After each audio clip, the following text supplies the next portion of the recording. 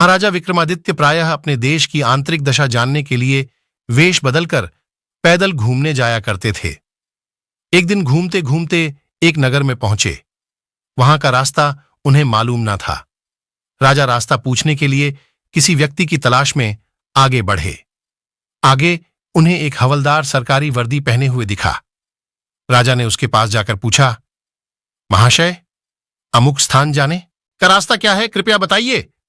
हवलदार में अकड़कर कहा, मूर्ख, तू देखता नहीं मैं हाकिम हूं। मेरा काम रास्ता बताना नहीं है। चल हट, किसी दूसरे से पूछ। राजा ने नम्रता से पूछा, महोदय, यदि सरकारी आदमी भी किसी यात्री को रास्ता बता दे तो कोई हर्ज तो नहीं है।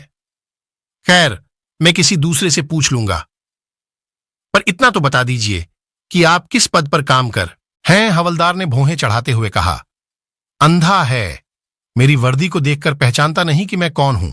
राजा ने कहा, शायद आप पुलिस के सिपाही हैं। उसने कहा, नहीं, उससे ऊंचा। तब क्या नायक है? नहीं, उससे भी ऊंचा। अच्छा, तो आप हवलदार हैं? हवलदार ने कहा, अब तू जान गया कि मैं कौन हूं।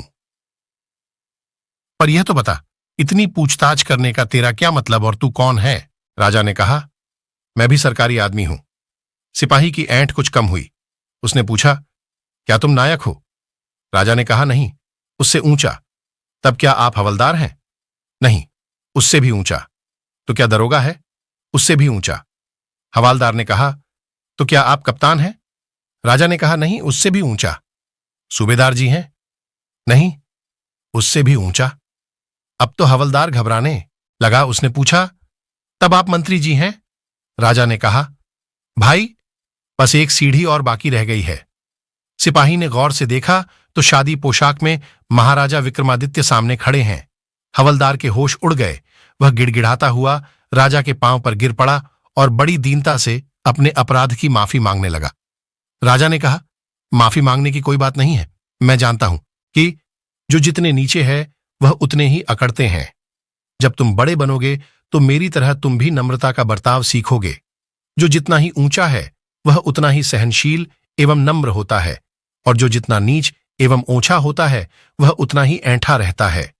इसीलिए कहा गया है, विद्या विवादाय धनम मदाये शक्ति परेशान परिपीड़नाय खलस्य साधोर विपरीत मेतथ ज्ञानय दानाय च रक्षणाय। अर्थात दुष्ट व्यक्ति के पास विद्या हो तो वह विवाद करता है, धन हो तो घमंड करता है, और यदि शक्ति हो तो दूसरों को परेशान करता है। वहीं साधु प्रकृति का व्यक्ति विद्या ज्ञान देने में, धन दान देने में और शक्ति दूसरों की रक्षा करने में खर्च करता है।